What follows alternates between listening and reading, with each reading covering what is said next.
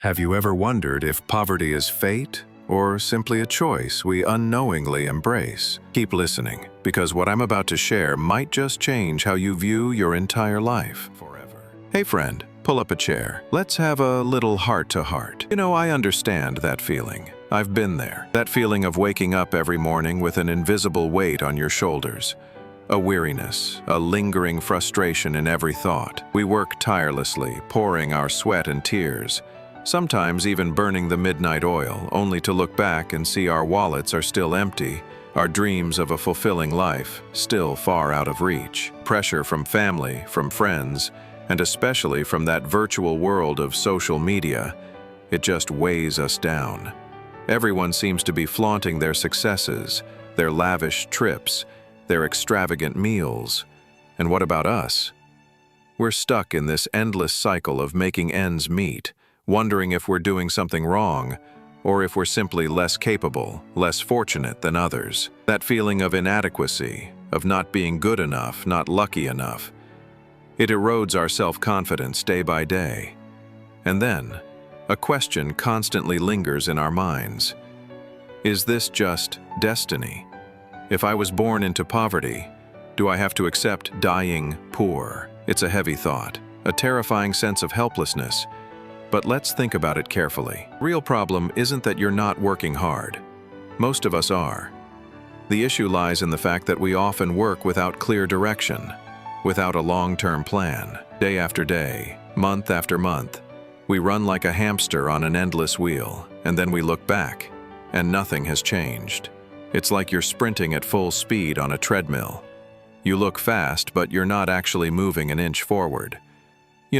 Sometimes the line between poverty and prosperity is so thin, separated only by an invisible thread called patience and a long-term vision.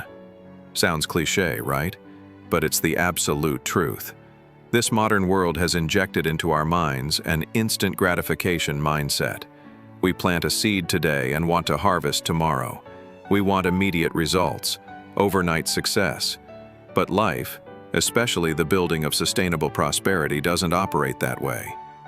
It's a marathon, not a 100-meter sprint.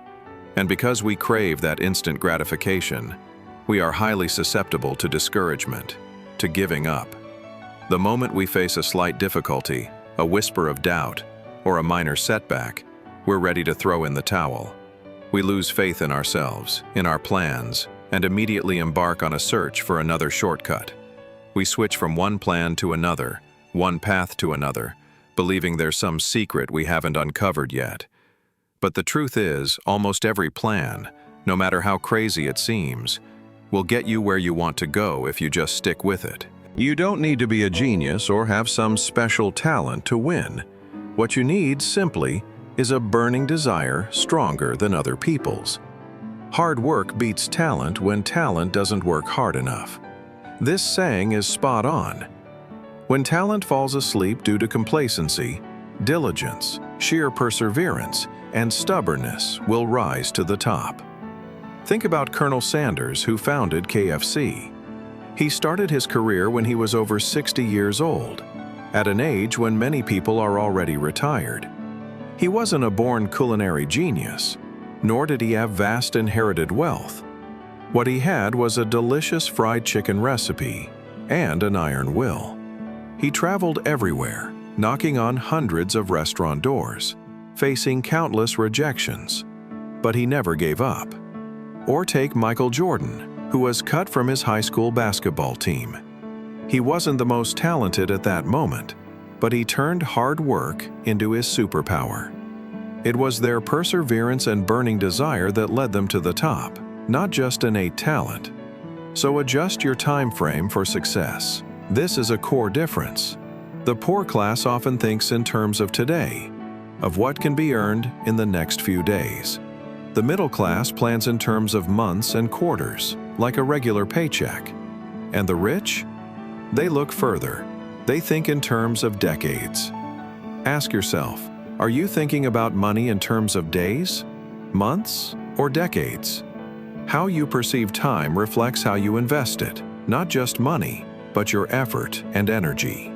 That's why the rich invest in education early, Because the sooner you upgrade your firmware, your knowledge, your intellect, your skills, the longer you have to reap the rewards of that knowledge.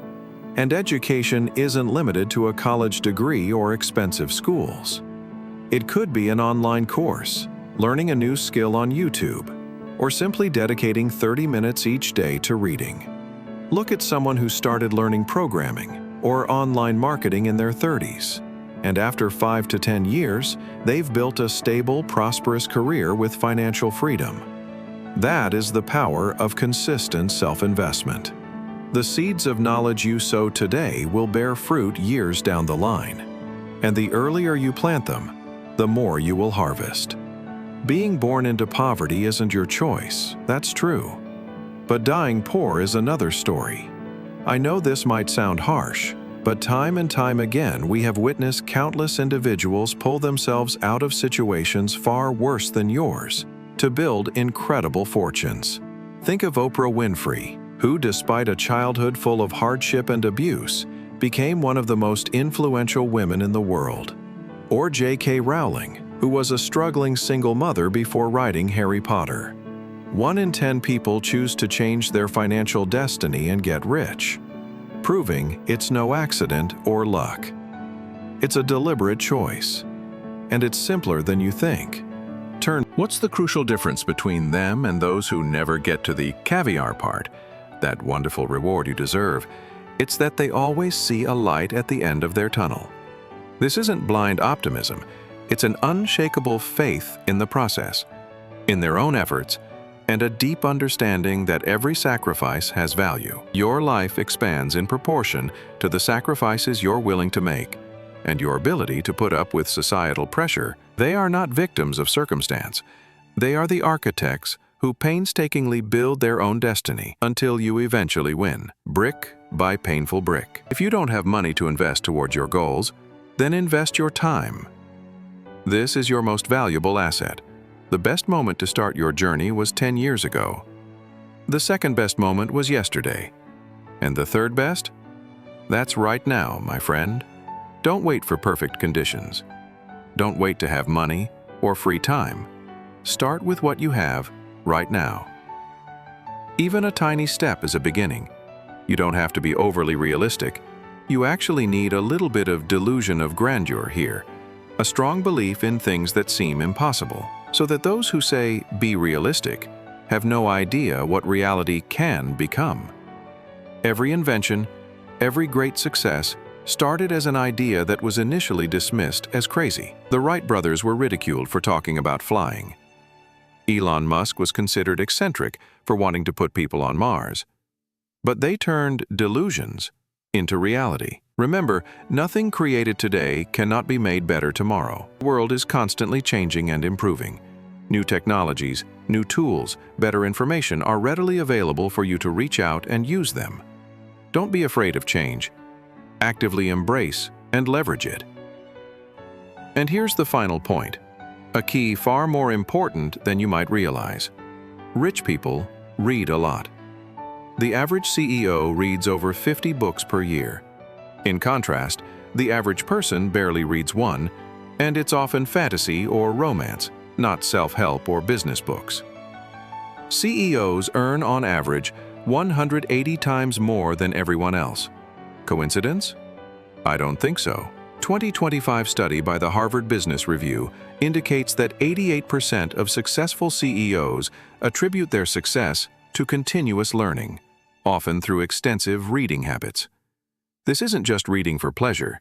This is about learning from the greatest minds, from those who have walked the path before you and succeeded.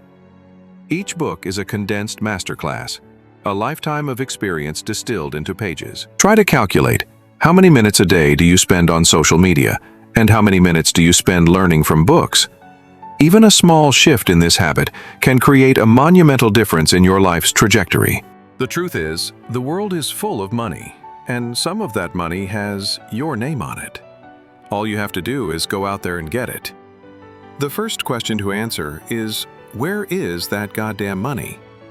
Imagine it's in a gold mine, in a mountain somewhere.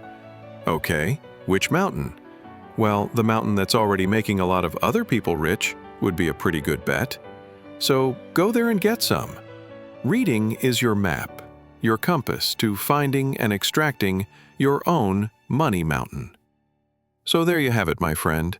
The path out of poverty isn't a miracle, not luck falling from the sky.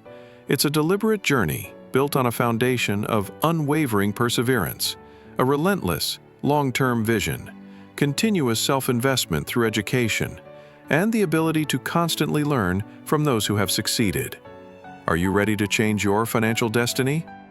Remember, the best time to start was 10 years ago. The second best time was yesterday. And the third best is right now. If you found this message insightful and helpful, if you feel inspired, and you want to continue receiving similar deep and practical knowledge and inspiring stories to walk this journey with us, then hit that subscribe button right now. And don't forget to turn on the notification bell so you don't miss any valuable videos from us. Let's build a community of people who dare to think big, act boldly, and continuously learn to achieve the prosperity and financial freedom we all deserve. The path won't be easy,